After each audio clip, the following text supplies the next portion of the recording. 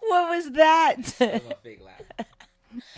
All right, well, that's one way to start it off. We're introducing our guest of this episode. P, you want to do your little introduction?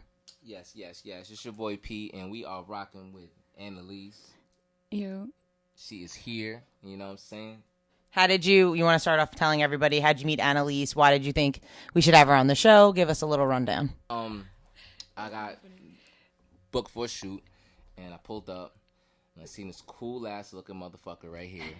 What you tell them? Oh, The best part. Carlos Campos, Andy Hilfiger, Tommy Hilfiger. You know what I'm saying? So we did a capsule, and we on the collection and some fly shit. But anyway, she was there, and it was just swaggy vibes. I'm like, damn, like how the fuck I don't know who this is? You know what I'm saying? Type thing. Like, yeah. I and then you're from New York. I don't live too far from you, so it was just crazy for me to not even know who you was, and then you be so goddamn cool. And I'm like, yeah, her. There you go. Just like that. All right, Thank you, I Annalise, appreciate give that. us a better rundown. Tell us who you are, where you're from, what do you do? Tell us everything. Well, I'm 23. I live in the Bronx. I'm a singer, songwriter. I play guitar and piano. And then, I didn't know that. Yeah, she told me that earlier. And we have guitars and pianos in the room. We have Just saying. all of that. Just saying. Okay, yeah. All right, so how long have you been doing music? What's like your genre of music? Like, how do you describe yourself as an artist? well, Technical difficulties. We're learning. Okay, so go ahead. R&B and soul, you said? yeah, I play R&B and soul music. I started when I was 11, playing guitar. I wrote my first song at 11, and I kind of just hid it from my parents. But my mom would always listen at my door and tell me, she was just always in my ear telling me, yo, you have something. And then I did the Apollo when I was 14 years old, and Damn. yeah, I won. And Legendary. Oh my God. What was that like? it was intimidating. I was nervous. I'd never really been on a stage in front of 2,000 people. It was my first big experience, and I won. And I don't know, it was everything to me because greats played there, legends. Yeah. Yeah. And being from New York too, just knowing the Apollo is just part of New York City. Yeah. That's dope. So then when did music become, you said you were hiding it from your parents. When did you decide, all right, I'm going to actually try this out? Probably after the Apollo was Yeah, I would think. Everybody's seeing it's all right, yeah. She did the Apollo. So I just started to play any show I could, open mics, bars. I would do 3-hour gigs at restaurants for and then I started to get paid $150 for 3 hours of playing. It was 47 songs. Now I think about it, and I was I was bugging. I'm not. Nah, you wasn't bugging. No, you wasn't weren't. bugging. That's $50. That's $50 an hour still. No, it was 47 songs though. Yo, but it's $50 an hour back in the I day. was really remembering. Yeah. No, it's- I mean, that's true.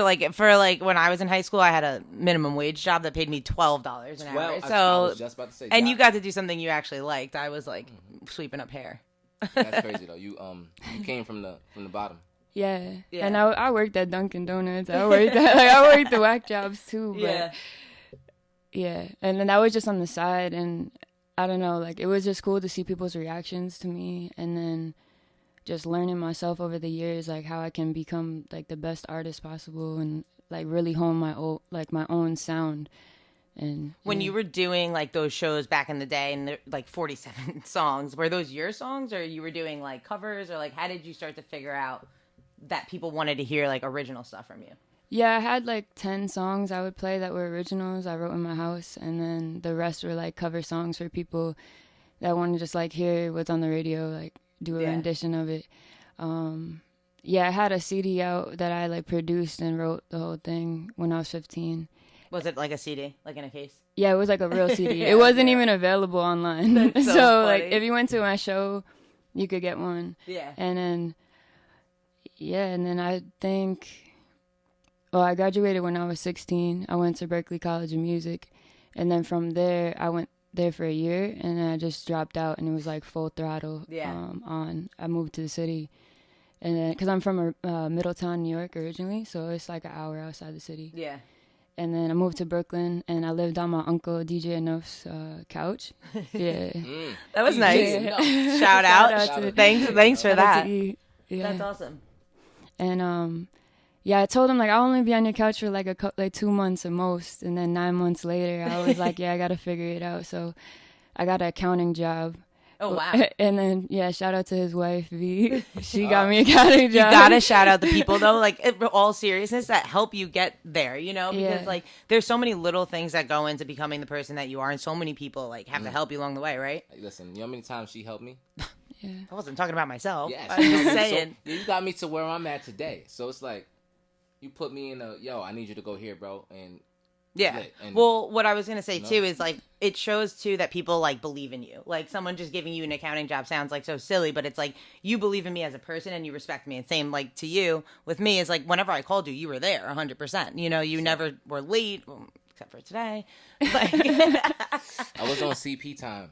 Yeah. I was on CP time. Yeah. I had a rough night, y'all. Excuse me, it looked like yesterday. Yeah. You're looking a little rough. Around But the edges. to say you're still here and you made it. So shout out to the little people, you know, shout out to the accounting jobs and everybody that pushes us along the way. That's like something people should know about, you know? Funny thing, I had an accounting job too. Oh, really? And then I quit that shit. Yeah, it was crazy. What did you do at the accounting place? Well, honestly, I had no experience. I had no degree. Yeah, okay. And everybody there, like, they were awesome, but, like, they were all older than me, like, 40s up. Yeah. And I was, like, 19 or something at that time, 18. I feel like this is not it. I did not drop out of college to do this. Yeah. But it paid me really well. Yeah. So I was like, I was working the 9 to 5. Got in your feet real quick. Yeah. It's also like sometimes a good reminder to do stuff you don't like so that you're like, I know for sure I don't want to do this, you know? This is not it. Yeah. And then, just like, I'm a really hard worker, so anything I put my mind to, I could kind of figure it out. And I think people respected that there. So, yeah, it was cool. And then How long did you end up working there? almost 2 years. Oh, wow. But I was like Hannah Montana because everybody could see me. I would come in like regular clothes, and I would go to the bathroom and change into heels and like dress pants. And like, it was literally like funny. a whole another world. I like that analogy. That's funny. So then after you leave the accounting job, what happens after that? I started to work at BBC, so I had 2 jobs. I was working BBC on the weekends and then the accounting job, and it just work took over my whole life. So I couldn't really focus on the music, and I was just doing more modeling stuff and recording. So you was modeling first, like that's how it kind of happened too. No, I was always doing music, but then when I started to work at BBC, I was just getting opportunity. Like I would just stand on the floor doing retail, and then I got like an Apple campaign. Like a couple clothing brands, like people would just come in and say like, oh, I like your look. Can you model for the brand? And then I always never considered myself a model. I never wanted to be a model. I didn't really feel that's comfortable. like kind of the best way to even come upon it. Like you were just doing your regular life, and people just walk up to you. That kind of happened to you too, actually. Me too. That's what JT said, the same thing. Yeah, true. He was walking down in Soho, and someone was like, "Yo," like they flagged him down. He said he was ready to fight the guy. He's like, "Oh, you walking up on me like this?" Like you can't jump up on someone like that. And then he was in Paris the next week. Yeah. So. I feel like when it's organic like that, it almost works out the best because then it's like in your control too. You're not like trying to like begging people for jobs or anything like that. Like it's just falling in your lap. Yeah. So I feel like it's the best way for it to happen. Yeah, it's definitely the universe. Like they always. Yeah. Can't fight it. The universe always just somehow comes through. Yeah. I always say that. Like when you give energy to something, even to say you don't want to do it, it'll start to happen because you're giving it too much energy already. Yeah. Jihad just told me this, man. We are giving people. You know what I'm saying? So when you keep giving, you just get good energy. You know what I'm saying? Yeah. We just selfless people. We show mad True. love. So That's also true. Naturally good shit's gonna happen to us because we put out good shit into the world. And shout out to Jihad, our video director. Our producer. Look at him. Hey. You know Our everything. Everything. Shout out to the little people. The little people. That's a big person, right? That's a there. big person, yeah. But, everyone helps you. So, all right. So then started modeling. That was going well. Probably paying you, like, well, too. Like, getting some extra cash was probably nice. Yeah, it was definitely nice, but there is also a lot of opportunities that you have to do for free. And it's just... Hate those. We hate Tell those. people that, though. You got to. When you start off from nothing, you got to work your way up. Yeah. Make a price. Like, Yeah. You know what I'm saying? No, I get that. So they demanding you. Like, yeah, facts. everything always opens to another door too. Like you might meet somebody. Right. Like PJ. Shout out to PJ. We met and it was like boom. Yeah.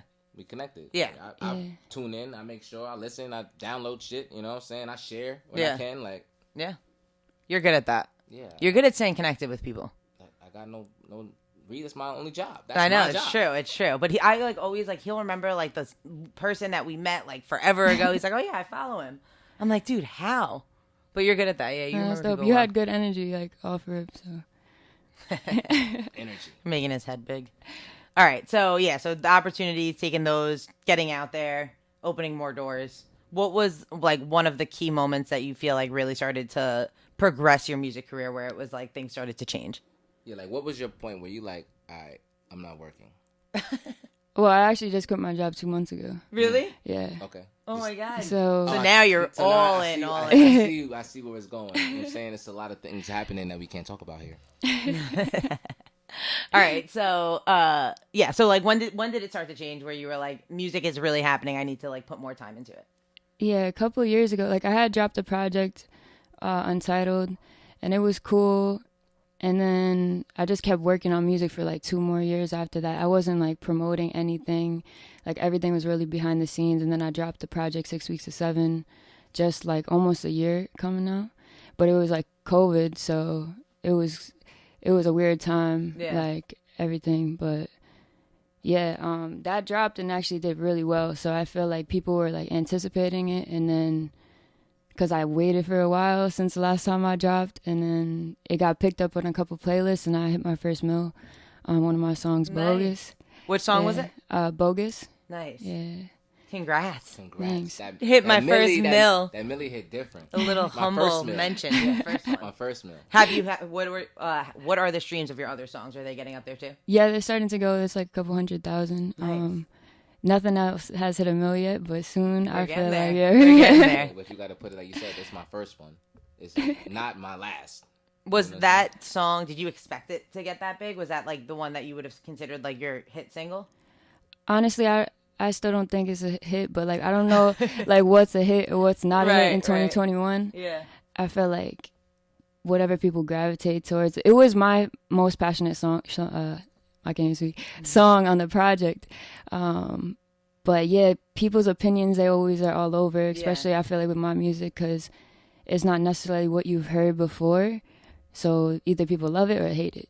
But like you have to have an acquired taste. And then once you really tune into me, you know what I'm like, you can understand what I'm saying. Yeah.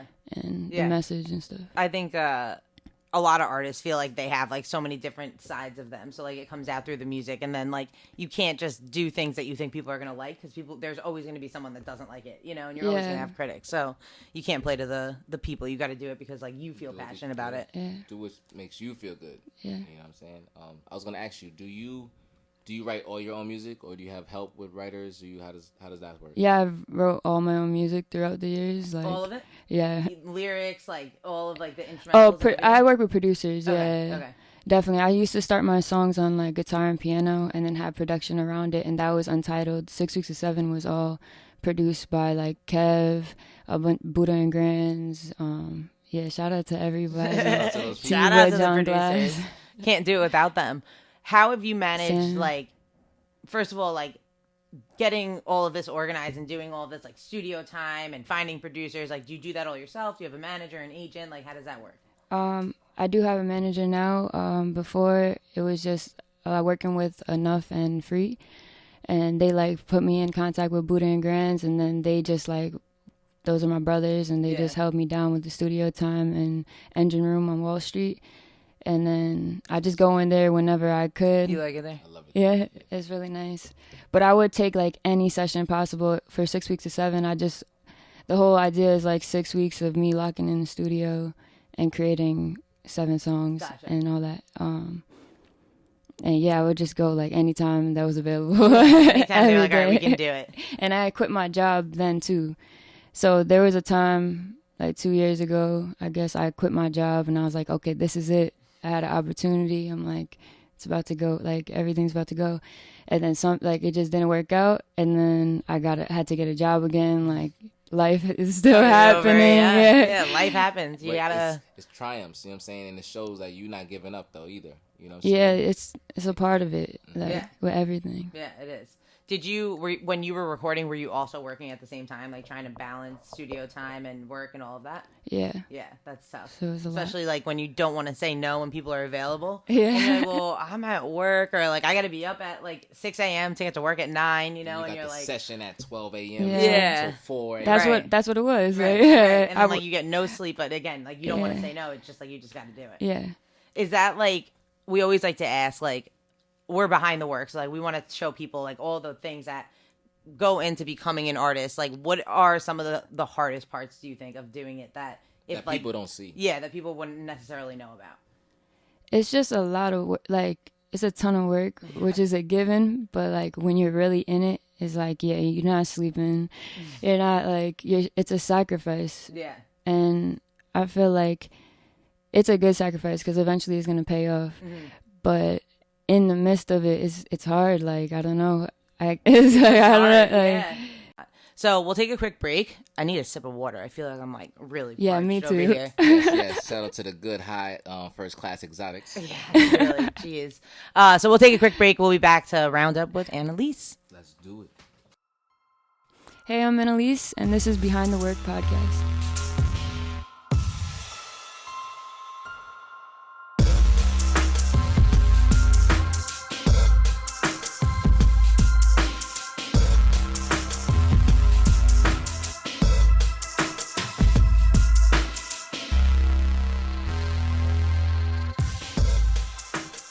Welcome back, welcome back, welcome back. You like that intro? You do that every time we come back from I just break. feel like that's the only thing that's gonna make sense. Yeah, we'll look for more welcome back musical. Yeah, something. All right, anyway, we're back with Annalise. We have more questions for her. We are back. How old are you? I'm 23. Okay. Jordan. Jordan year, let's go. Do you feel like this is your year, 23? Yeah, Yeah. and then going into Kobe year. So It gets better and better. Let me tell you, when you hit 25, it all fucking sucks. It fucking sucks.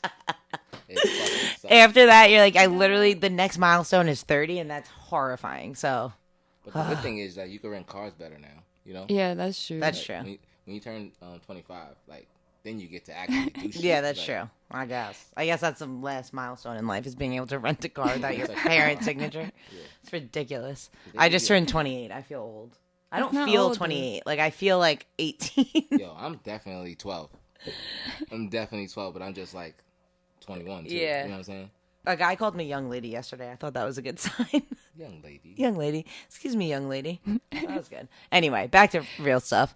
We wanted to ask you, who's like your musical inspirations? Who were like the artists that you looked at that either like helped you find your sound or just like inspired you to find your own sound? Well, I love like Erica Badu, Lauryn Hill, Amy, of course, like all like the women with soul Yeah. and like old Big school voices. music. Yeah, I more. was gonna say you got soul. Like, Thank you. where'd you get this soul from? Like, you from Middletown, New York. Like, it must be soulish up there. You know what I'm saying? But like, you got your family DJing up too, so I get it. You're around music. You know what I'm saying? Yeah. But yeah. I don't know, like I feel Does like like anyone else in your family sing? no, like nobody Just in you? my Just you. family did music. Besides my grandma, like she showed me the guitar actually like a year before she passed away. Oh. So that was kind of like I felt like she showed it to me, and then just like it was meant. Yeah. I don't know. It was like her gift to you. Yeah. Like the last thing was teaching you to play guitar. Yeah, and then I just started singing to play, like, to go with my guitar, and I had random words that I wanted to say, and I don't know, people would just be like, there's something about your voice, and I'm like, I don't What know. was the first song that you wrote about when you were 11? Like, do you still know it? Like, do you think back to it and see the progress of, like, where you were then? Oh, yeah, no, I definitely see it. But it was just, to me, it's like, what I was talking about, I was always talking about, like, being hurt and in pain. There's some sort of, like, deep feelings for that age. Who Yeah. hurt you? Yeah. You didn't even go on your first date yet. Like, Yeah. Yeah. But at 11, like, and when you're a kid, too, like, little things feel like the end of the world, you know? Because your Yeah. world is so small. So, like, when something happens that's, like, super big, you feel like in your life, it's like everything feels like the end of the world. Yeah. I kind of still feel like that. That's why I say I feel like I'm 18. Like, bad things happen, I'm like, oh, it's the end of the world. That's it. yeah. Gotta pick it up. Gotta pick it up. Yeah. Okay. Did you do like talent shows when you Yeah, was a kid? I did. Okay. I could definitely see you doing talent Did shows you win and them? shit. You definitely Yeah, I won won them. Yeah. Yeah, so only funny. in like middle school. Yeah, like middle school, and then high school sometimes. And I don't think I did like the last year. I was over. Well, you said you graduated at 16 from high school? Yeah. How did you do that? I was in honors always, and then once I got to like 10th grade, that's when I kind of like I just started not to like school. Yeah. But I was still always like good in my classes. I don't know, like or show up and then just Naturally get good smart. grades. Look at his face. He's like, what? Hold up. So like you had all your credits basically type shit. Yeah, I had all my credits. I had nothing to do besides I had to double up on like a gym class. Yeah, that's pretty impressive. You graduated Thanks. at 16. Yeah, because we just And then skipped went over to- that shit like that. Like, I know, you just- I know. I thought that. I'm like, she just said 16. I Hold on. know. I was wanted to stop it, but I didn't want to break the graduated flow. at 16. Like, And then you went Yeah. right to college? Well, I was supposed to go right to college in September, and I had gotten accepted, but then I did American Idol. What? Yeah. Are you kidding? what the fuck? American Idol. We're starting the entire Yeah. podcast I over. don't like to So talk about introduce it, yourself and talk about American Idol. Yeah, what's going on here? No, I did American Idol. I went to LA, stayed there. What year did you try out, and how did that process think go? it's- What is that? I know nothing about the American Idol process, so maybe you could tell people about it and like how does that? It was like 2014. Before that, I did The Voice, and like the producers had reached out to me. So you tried out for The Voice first. Yeah. Did you just decide one day that you wanted to go try out for The Voice and looked it up? Like, how do you figure out how to do that even? I got an email, and then Oh, I wow. got like a DM saying like check your email. I'm a producer on the show or something. So they like saw that. you basically through like your social media. Yeah, like the videos from Cool. my shows and stuff. Wow. Yeah. That's pretty crazy. Okay, and then how did where did you end up on The Voice? Like, did you go I didn't far? go through with the contract because they wanted the song I had was an original song at the time, and they wanted to like own the whole song for a couple of years and stuff like that. So I was What? just like, Like, you're gonna own it for a couple of years and then no. yeah. So Like, if you can guarantee I win, like we can have a conversation. yeah, that's but- pretty much how I was like. Yeah, like I'm not just gonna sign over my song to you. Okay, that's crazy. So you end up not going on The Voice. Yeah, don't do that. Then I got like 6 months later, the same producer like was working for American Idol now or something like that. Okay. And then what was the process? Do you have to like go try out or like how do you do that? Yeah, I do like tryouts, and then they like flew me to LA and stuff. But that's just like I was young, and I didn't sleep for 48 hours, like, or it was not, or like it was like 46 hours, some crazy amount of time. I was delirious, like I was over it, and it was a TV show, so I was just Right. like, you know what, this is not for me, and it was a learning experience because honestly, like there's really good talent that comes from the shows, but like I don't know, I didn't really want to be known from American Idol, Right. so I barely talk about it. So did you end up deciding to leave? No, I went through like group rounds and stuff, and then I did good, but they didn't end up going with me. So Yeah. I was like, it's It cool. worked out. Yeah, and it was right before top 50. Like, yeah. So it was still pretty. I was just impressed to be there. Had my mom with me. Yeah. We got flown out. I'm like, all right, I'm Like, Mom, we're going to LA. Let's go. Yeah, and it was a long process too beforehand. Who were the hosts at that time? Or It the was- judges? It was Adam Lasher. There was like some guy that won a couple years, and then I'm like terrible with names. I'm so They're like the bad most with famous names. people on earth. You can't remember. There was a country star. Was it Jennifer Lopez at one point? Oh, Jennifer Lopez was on it. Oh, okay. Yeah, she was Just my. was a low-key Yeah. drop. She was there. She was there. It's like She was definitely she there just 'cause low key about all this shit. Like yeah, you know, I just She had wanted it. sushi. I remember that definitely. We were She waiting. wanted sushi to eat. That's crazy. What was like? I guess I would imagine not sleeping for 48 hours felt like the worst part of that experience. But like, what was the craziest thing that you felt like you took away from it? Like, did you learn anything or make like good connections from it? Was there like anything that you took away that you're like, this was? Yeah, I meant to be? made a ton of good connections, and then they kept reaching out after that, like for the 4. Like I was supposed to go on the 4, but I was over TV shows. Just it's like tough to be on TV and be, I'm sure, filmed like pretty much. I don't know. I would think like they're always filming you, right? Yeah, they're always filming you. I was definitely, yeah, I was definitely upset on camera. Yeah. I would have been too. I would not be able to be on camera like 24/7. That's a crazy experience though. Yeah, That's awesome. Congratulations to No, you. I mean, thanks. either way, like, the fact that big of a show, like, it's like iconic. It's like part of our country at this my point, mom you know? and my grandma used to watch that shit. Oh, yeah. Yeah. We used to, I mean, I used to watch it all the time. I watched it. Yeah. I can't say I used to call in for Carrie Underwood when I was a kid. You're welcome, Carrie. I definitely voted. I definitely voted, for sure. All right, so to that point, actually, what is like one mistake that you feel like that you made when you were first starting out that, like, if you were going to tell someone, you know, like, try to avoid this, what would that one thing be, if there is? I guess, I don't know, there's like a ton of mistakes that I feel like is just a part of the process of life. Yeah. I think maybe self-doubt could be like a mistake. You just always have to believe in yourself, because even when like things don't work, like, you just have to continue to have that faith, because then things that do make you just feel like on top of the world, it's like, how is this even possible right now? Yeah. What was that moment for you? Like, we call it like your made it moment, when you feel like, yo, I did it. Like, all this hard work just paid off. Like, right now, what was that moment? There's been definitely like moments and like seasons where I felt like, yo, I made it. But yeah, and then honestly, like, this past year has been really good for the music. At least like from like as a person, like, I feel happier than probably ever. Yeah. And yeah, like, say this with the straightest face. I feel so happy. Because like, I mean, like, I'm happier than ever with the music. I finally feel like I'm getting my sound and all that, and people are starting to see too and appreciate it. Yeah. We get that. I seen you just shot a video. Yeah. So tell us, like, what's coming up for you. Yeah, what's coming up? Album's out. People can go find it, obviously, everywhere. Spotify, any news that you can share? Yeah, what can you share? Just give us a little tease of what's coming up. I have a song coming out called Life of the Party. Okay. And there's a really cool partnership.